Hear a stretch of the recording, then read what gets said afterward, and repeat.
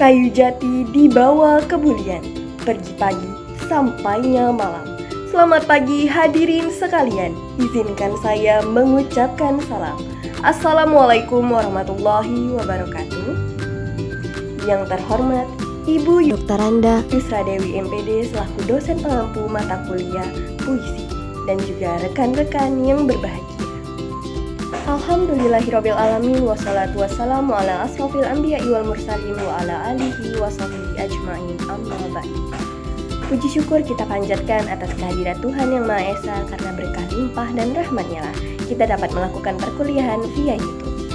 Sholawat serta salam tak lupa kita hadiahkan kepada junjungan kita Nabi besar Muhammad Sallallahu Alaihi Wasallam dengan lafaz Allahumma sholli ala Sayyidina Muhammad wa ala ali Sayyidina Muhammad. Rekan-rekan yang berbahagia, pada kesempatan kali ini saya Tiara Ramadhani dengan NIM A1B124067 bertugas sebagai moderator dalam perkuliahan daring kita. Dan rekan hebat saya, halo teman-teman, kenalin, saya Khairul Nahwani dengan NIM A1B124076. Dan saya Fatir Rahman dengan NIM A1B124080. Baik rekan-rekan yang berbahagia, pada kesempatan kali ini kita akan membahas puisi sebagai karya sastra tulis. Sebelumnya teman-teman udah pada tahu kan apa sih itu puisi? Nah, puisi di sini merupakan bentuk seni dan juga karya tulis. Tentunya teman-teman pengen tahu kan apa sih puisi sebagai bentuk karya tulis itu? Yuk kita bahas. Baik, pembahasan pertama akan dijelaskan oleh rekan saya, Khairul Nahwani. Kepada saudari Wani, disilakan. Nah teman-teman, kemarin kita udah membahas mengenai konsep dasar puisi, kemudian unsur-unsur yang membangun puisi, kemudian lapis bentuk puisi, dan kemarin kita telah membahas mengenai lapis makna puisi. Nah, sekarang kita akan membahas mengenai puisi sebagai karya sastra tulis. Tapi, teman-teman masih ingat gak sih apa sih itu puisi? Nah, kita ulas kembali ya teman-teman. Nah, puisi merupakan salah satu bentuk seni dan karya sastra tulis yang berisikan kritik kehidupan dan luapan perasaan manusia, yang dimana itu dituangkan di dalam bentuk tulisan, kata-kata yang terbaik dan terindah, kemudian bersifat intuitif, imajinatif, dan juga serta sintetik. Udah tahu belum pengertian dari puisi? Kita lanjut ya. Dalam Khanazah Kesustraan Indonesia, terdapat dua penggolongan besar sastra teman-teman, yaitu sastra lisan dan juga sastra tulisan. Baik secara lisan maupun tulisan, ini kedua-duanya mempunyai peranan penting dalam sejarah perkembangan kesustraan Indonesia. Nah, sastra tulis ini merupakan bentuk karya sastra yang berupa tulisan yang ditulis oleh para leluhur pada prasasti, yaitu batu dinding gua, kemudian batu candi, ataupun buku-buku yang lainnya. Teman-teman, sastra tulis Indonesia ini mulai berlangsung setelah bangsa Indonesia itu berkenalan dengan kebudayaan asing, yakni kebudayaan Hindu, Islam, dan juga Barat. Nah, contoh dari ukiran gambar atau simbol-simbol ini yaitu terdapat pada dinding Candi Borobudur dan Prambanan, serta puisi, cerpen, dan novel yang telah ditulis oleh pengarang dan juga telah dibukukan. Teman-teman tahu nggak sih puisi itu muncul karena apa dan ketika apa? Oleh karena itu, simak baik-baik ya teman-teman. Puisi sebagai karya sastra tulis ini muncul ketika manusia sudah mengenal huruf sebagai bentuk atau lambang dari suatu ujaran. Nah, selain itu, puisi sebagai bahasa tulis muncul karena ada usaha untuk mengarsipkan suatu proses imajinasi terhadap apa yang telah dilihat, diamati, direnungkan, diinterpretasikan, atau bisa juga dialami oleh seseorang penyair atau penulis puisi. Nah, teman-teman, ini merupakan suatu proses yang dimana itu pergeseran dari lisan menjadi tulisan. Sastra tulis itu tercatat dalam sejarah kesustraan Indonesia mungkin bisa dikatakan mulai sejak sebelum abad ke-20, yaitu pada periode Pujangga Lama, kemudian mulai menunjukkan wujudnya, yang lebih nyata pada periode Balai Pustaka yang bisa disebut sebagai tonggak perkembangan dari sejarah kesusastraan modern Indonesia. Nah, pada periode berikutnya terus berkembang secara lebih luas. Lanjut, akan dijelaskan oleh pemateri selanjutnya. Baik, untuk materi selanjutnya ini terdapat periodisasi sastra tulis di Indonesia. Nah teman-teman, periodisasi sastra tulis di Indonesia ini terdapat 8 periode. Yang pertama itu ada Pujangga Lama, dan yang kedua ada periode Sastra Melayu Lama, dan yang ketiga ada periode Angkatan Balai Pustaka. Selanjutnya juga terdapat periodisasi Pujangga Baru, kemudian Angkatan 45, Angkatan 66 sampai dengan 70-an, Angkatan 80-an hingga Angkatan 2000-an. Baik, yang pertama itu ada sastra lama. Rekan-rekan sekalian, sastra lama ini berkembang sebelum adanya pengaruh dari budaya barat. Bentuknya juga masih tradisional dan juga disampaikan secara lisan maupun tertulis. Nah, sastra lama ini memiliki ciri khas. Yang pertama itu bersifat anonim karena pengarangnya tidak diketahui. Mungkin karena disampaikan secara lisan, jadi pengarangnya jarang sekali diketahui. Nah, contohnya itu hikayat Hang Tuah, hikayat Si Miskin, dan juga pantun Gurindam 12. Nah, Gurindam 12 ini mungkin saja kita ketahui penulisnya yakni Raja Ali Haji. Yang ketiga ada mantra yang merupakan doa-doa tradisional dan dalam kebudayaan Nusantara. Selanjutnya itu ada sastra Melayu Lama. Sastra Melayu Lama ini berkembang setelah pengaruh Islam masuk ke Nusantara. Karya-karyanya sudah mulai ditulis dalam bahasa Melayu dan juga dipengaruhi oleh ajaran Islam.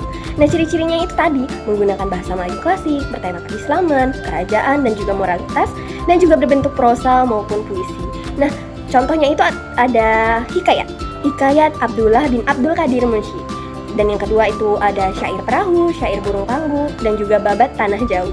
Selanjutnya ada Angkatan Balai Pustaka. Angkatan Balai Pustaka ini ada pada tahun 1920-an hingga 1930-an. Angkatan ini muncul seiring berdirinya Balai Pustaka pada tahun 1908 oleh lembaga penerbitan yang didirikan oleh pemerintahan Belanda. Nah, ciri-cirinya ini cukup unik teman-teman. Yang pertama itu bertemakan kehidupan masyarakat adat. Yang kedua ada konflik, tradisi, dan juga modernitas. Selanjutnya, Angkatan Balai Pustaka ini menciptakan karya sastra yang menggunakan bahasa Indonesia secara sederhana dan juga menceritakan perjuangan rakyat dan juga penderitaan rakyat. Nah, contohnya itu ada novel Siti Nurbaya karya Marah Rusli, novel Salah Asuhan karya Abdul Muiz, dan juga novel layar terkembang karya Sultan Takdir Ali Syahbana. Selanjutnya itu ada Angkatan Pujangga Baru. Angkatan Pujangga Baru ini dinamakan Pujangga Baru karena adanya majalah sastra Pujangga Baru yang menjadi wadah para sastrawan. Angkatan Pujangga Baru ini memiliki ciri mengusung semangat kebangsaan nasionalisme dan juga bertemakan modernitas, pendidikan, dan juga kebebasan berpikir. Angkatan Pujangga Baru juga memiliki bahasa yang lebih ekspresif dan juga inovatif. Contohnya itu ada novel Belenggu karya Armij Pane dan juga novel Ateis karya Ahdiyat Kamiharja. Selanjutnya ada Angkatan 1945. Rekan-rekan sekalian tahu nggak sih, sastra angkatan ini lahir di tengah semangat perjuangan setelah kemerdekaan Indonesia. Nah, ciri-cirinya itu memiliki tema berupa revolusi, nasionalisme, dan juga penderitaan akibat perang, serta menggunakan bahasa-bahasa yang lugas dan juga kuat. Nah, Angkatan 1945 ini juga mengangkat realitas sosial secara apa adanya. Contohnya itu ada karya sastra karya Khairil Anwar, Aku, Deru, Campur, Dem. Selanjutnya ada juga karya Pramudia Anantatur yakni Keluarga Gerilya dan juga Bumi Manusia. Selanjutnya terdapat Angkatan 1966 hingga 1970-an. Sastra angkatan ini lahir setelah peristiwa G30 SPKI ditandai dengan adanya kebebasan berekspresi serta kritik sosial pada zaman rezim Orde Baru. Nah, ciri-cirinya ini bertemakan ketidakadilan, kesenjangan sosial, dan juga politik, menggunakan gaya bahasa yang lugas dan juga tajam. Banyak mengandung kritik sosial dan juga politik. Nah, contohnya itu ada karya sastra karya W.S. Rendra yang berjudul Blues untuk Boni. Selanjutnya ada juga karya sastra karya Taufik Ismail yang berjudul Malu Aku, Jadi Orang Indonesia. Selanjutnya ada Angkatan 1980-an yang dimana angkatan ini mulai lebih bebas dalam mengeksplorasi tema dengan munculnya berbagai karya baru dalam sastra. Ciri-cirinya ini mulai bertemakan romans atau cinta, sosial, kritik, dan juga budaya. Lebih banyak menggunakan bahasa yang eksperimental, serta sastra ini populer dan juga mulai berkembang. Contohnya itu ada karya sastra karya Ayu Utami yang berjudul Saman. Selanjutnya ada Angkatan 2000-an. Nah, ini angkatan terakhir nih teman-teman dalam pembahasan materi kita pada kali ini, di mana sastra angkatan ini sangat dipengaruhi oleh globalisasi dan juga perkembangan teknologi digital.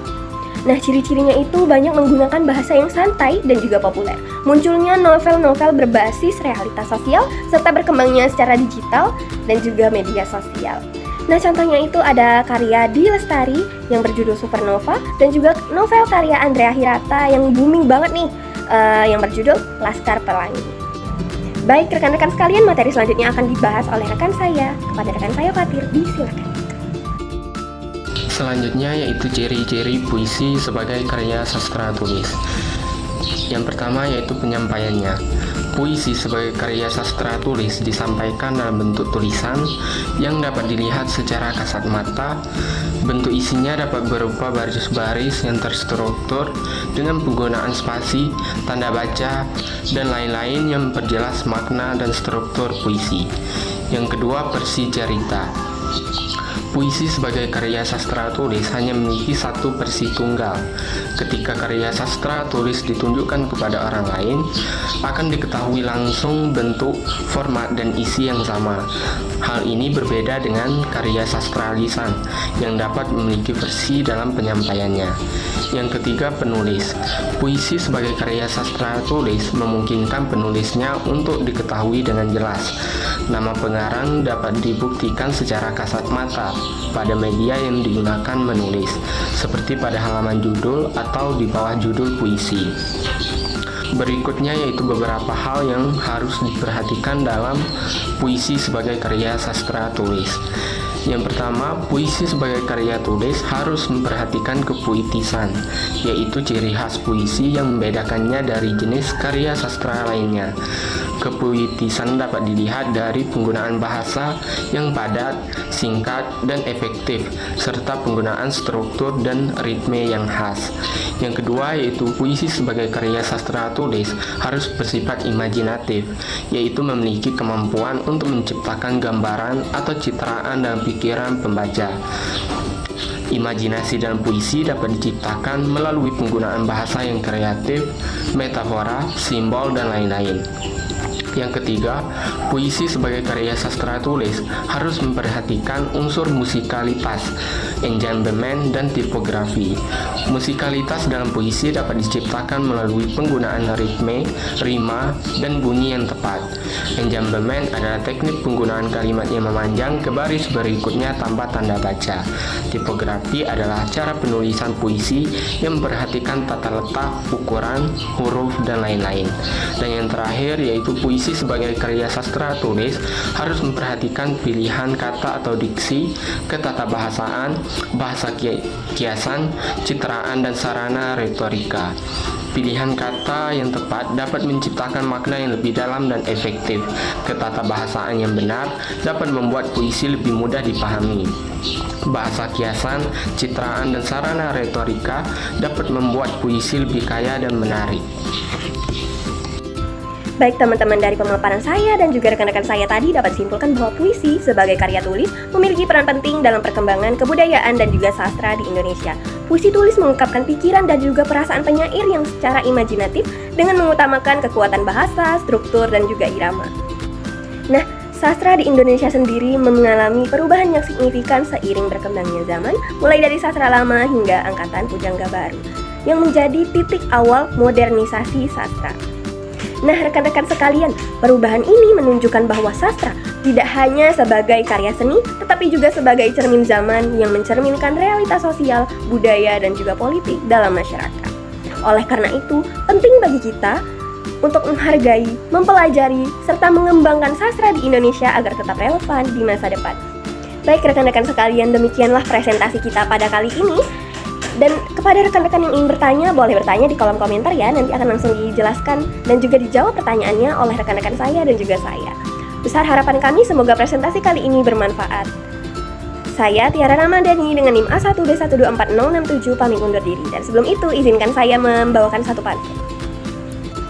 Banyaklah sawit di pinggir jalan, perjalanan jauh ke Muara Bulian. Terima kasih atas semua perhatian. Harap dimaafkan seluruh kesalahan. Wassalamualaikum warahmatullahi wabarakatuh.